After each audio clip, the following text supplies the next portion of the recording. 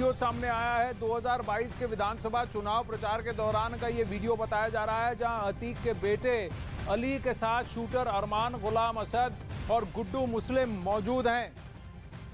इसमें अतीक का बेटा असद झांसी में हुए एसटीएफ के एनकाउंटर में ढेर हो चुका है, उसके साथ शूटर गुलाम भी है। तो वहीं 5 लाख का इनामी गुड्डू मुस्लिम, अरमान बिहारी और साबिर अभी फरार हैं। तो वहीं अतीक का दूसरा बेटा प्रयागराज के नैनी सेंट्रल जेल में बंद है। ये 2022 का वीडियो है, जहां आप देख रहे हैं अतीक का बेटा गुलाम है और अतीक का बेटा अली वहां खड़े हैं। उसी के बगल में गुड्डू मुस्लिम है, वहां शूटर अरमान है और ये शूटर गुलाम। तो गुलाम और असद तो अब ढेर हो चुके हैं। अली अभी नैनी सेंट्रल जेल में कैद है, गुड्डू मुस्लिम फरार है, अरमान फरार है। अरमान बिहारी, साबिर और गुड्डू मुस्लिम, ये 3 शूटर्स अहम हैं जो अभी फरार हैं। गुलाम, असद और इसके अलावा 2 और शूटर्स ढेर कर दिए गए हैं। लेकिन अब अली जो है वो नैनी सेंट्रल जेल में है, उसके बगल में ये गुड्डू मुस्लिम है। इसी की तलाश है जो लास्ट कर्नाटक के बाद अब ओडिशा में पुरी में देखा गया है और वहां से भी वो फरार हो गया है।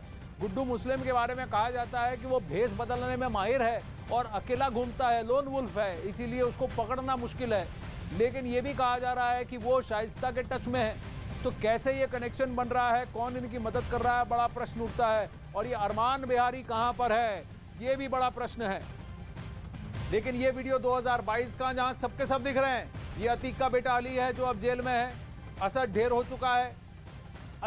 चुका है, अली जेल में है, गुड्डू मुस्लिम यहाँ है, अरमान और ये जो शूटर गुलाम और असद दोनों एनकाउंटर कर दिए गए थे झांसी में। असद तीसरा बेटा है अतीक अहमद का।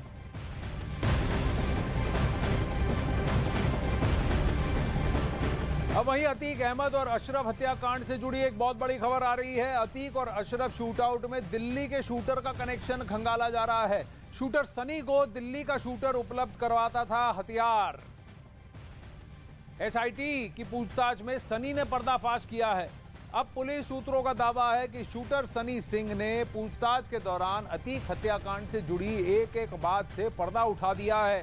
पुलिस के सूत्रों के मुताबिक शूटर सनी, लवलेश और अरुण गैंगस्टर लॉरेंस बिश्नोई से बेहद प्रभावित थे।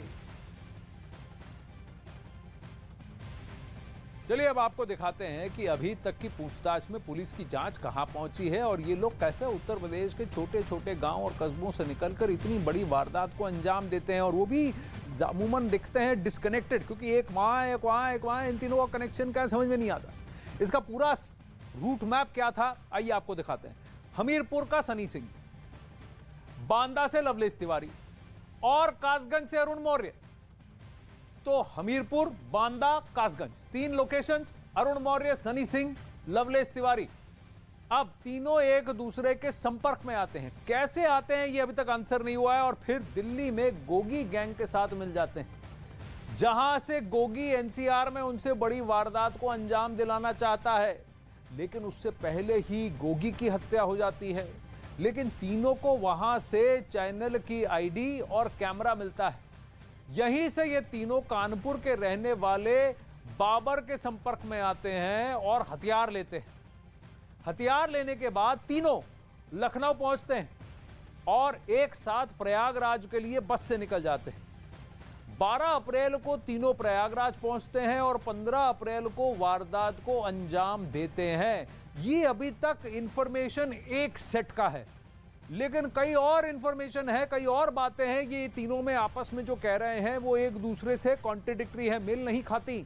इसीलिए पुलिस इन तीनों का अलग अलग नार्को टेस्ट भी कराना चाहती है। आगे बढ़ते हैं।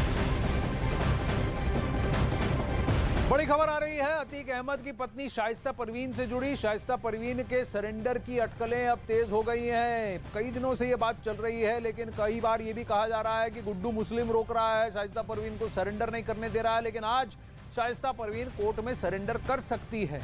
शाइस्ता परवीन को लेकर सूत्रों के हवाले से बहुत बड़ी खबर आ रही है। सूत्रों के मुताबिक शाइस्ता को सुरक्षित कोर्ट पहुंचाने और सरेंडर करने की रणनीति तैयार की गई है। अतीक के पुराने वकीलों की जगह नए वकीलों की टीम खड़ी की गई है, ताकि लोगों को शाइस्ता के सरेंडर की भनक भी नहीं लग सके। पुराने वकीलों को कोई इंफॉर्मेशन नहीं दी जा रही। शाइस्ता परवीन के मूवमेंट के बारे में बहुत ही ज्यादा गुप्त रखा गया इंफॉर्मेशन। अब सूत्र बता रहे हैं किसी तरह शाइस्ता परवीन आकर कोर्ट में सरेंडर करना चाहती है। अब वहीं उमेश हत्याकांड के बाद उमेश का परिवार खौफ में जी रहा था, लेकिन अतीक और उसके बेटे असद की मौत के बाद क्या परिवार का यह खौफ खत्म हो गया है? इन सवालों से जुड़े कोई बहुत सारे चौंकाने वाले जवाब हैं। उमेश पाल की पत्नी जया पाल ने न्यूज़ 18 से एक्सक्लूसिव बातचीत की और कई सारे प्रश्नों के जवाब दिए। देखिए इसे। अतीक और अशरफ का जिस तरीके से मर्डर हो गया, उस पर पहली प्रतिक्रिया अगर आपकी जानना चाहें। जो कार्रवाई हुई है वो कार्रवाई उचित हुई है। मैं इस कार्रवाई से संतुष्ट हूं। प्रशासन जैसे लगा हुआ है। फिलहाल एक कहावत है कि जैसा बोओगे वैसा काटोगे, तो जाहिर सी बात है आपने क्राइम की दुनिया में आप आए हो तो कहीं ना कहीं आपका ये संहार होना ही है। तो प्रशासन पूरी तरह से लगा हुआ है और जो कार्रवाई है एसटीएफ वाले या पुलिस प्रशासन या माननीय मुख्यमंत्री जी जो कार्रवाई करवा रहे हैं वो उचित कार्रवाई करवा रहे हैं। इस चीज़ में मैं बिल्कुल संतुष्ट हूँ।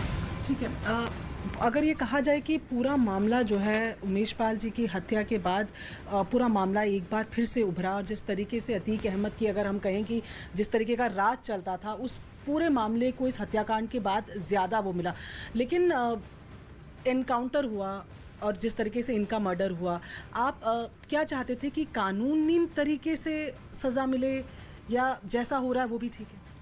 नहीं, जो प्रशासन कार्रवाई कर रही है अपनी उचित कार्रवाई कर रही है, कार्रवाई में कोई संदेह नहीं है।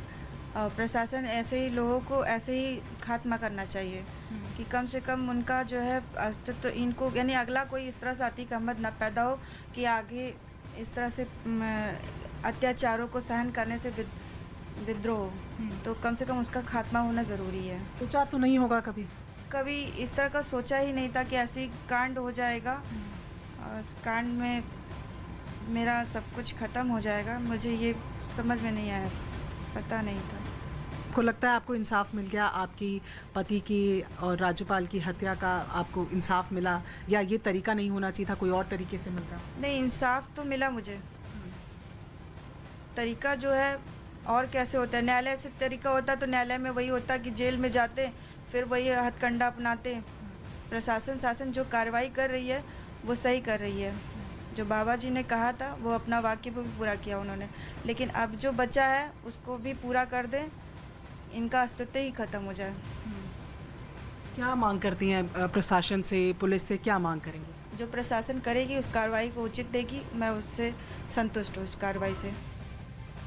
अब वहीं अतीक के अरबों की प्रॉपर्टी को लेकर भी अब बहुत सारे प्रश्न हैं और बड़ा पर्दाफाश हुआ है। जांच में पता चला है कि अतीक फर्जी कंपनियों के नाम पर करोड़ों का कारोबार कर रहा था। काली कमाई के करोड़ों का कारोबार कई शहरों में फैला भी था। इसका पूरा ट्रेल आपको ग्राफिक्स के जरिए अब मैं समझाने की कोशिश करता हूं। यहां पर देखिए, अतीक के अरबों का कारोबार प्रयागराज से लेकर दिल्ली, एनसीआर और हरियाणा तक फैला हुआ था। खास तौर से उसका ये कारोबार रियल एस्टेट से जुड़ा हुआ था। जमीन की खरीद फरोख्त, वो भी फर्जी कंपनियों के नाम पर। अतीक बिल्डर का भी काम कर रहा था। इससे जुड़ी कई सारी कंपनियों के नाम अब सामने आए हैं। जांच में पता लगा है कि अतीक की पत्नी शाइस्ता के 2 भाइयों के नाम पर 4 कंपनियां थी। ये चारों कंपनियां रियल एस्टेट का कारोबार करती थी। इसमें एक था फारूक और दूसरा था जैकी। फारूक और जैकी ये दोनों शाइस्ता के भाई हैं। इन दोनों के नाम पर जो 4 कंपनियां थी उनमें से एक थी सैदपुर आवासीय योजना, फिर दूसरी थी सैदपुर आवासीय योजना करहंदा, इसके अलावा लखनपुर आवासीय योजना ये तीसरी कंपनी, और फिर साईं विहार आवासीय योजना रावतपुर।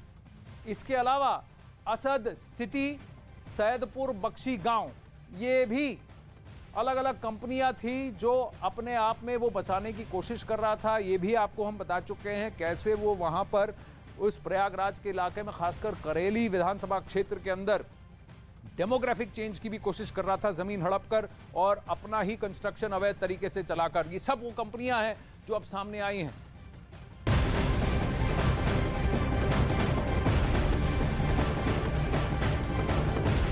अखाड़ा में इस वक्त बड़ी खबर आ रही है कि अशरफ की पत्नी के भाई सद्दाम की तलाश में कर्नाटक रवाना हुई है उत्तर प्रदेश पुलिस। सद्दाम के कर्नाटक में छुपे होने की खबर है। यूपी पुलिस ने सद्दाम पर 50,000 का इनाम रखा है। बता दें कि सद्दाम के खिलाफ पिछले दिनों बरेली में केस दर्ज हुआ। केस दर्ज होने के बाद से सद्दाम लगातार से फरार चल रहा है।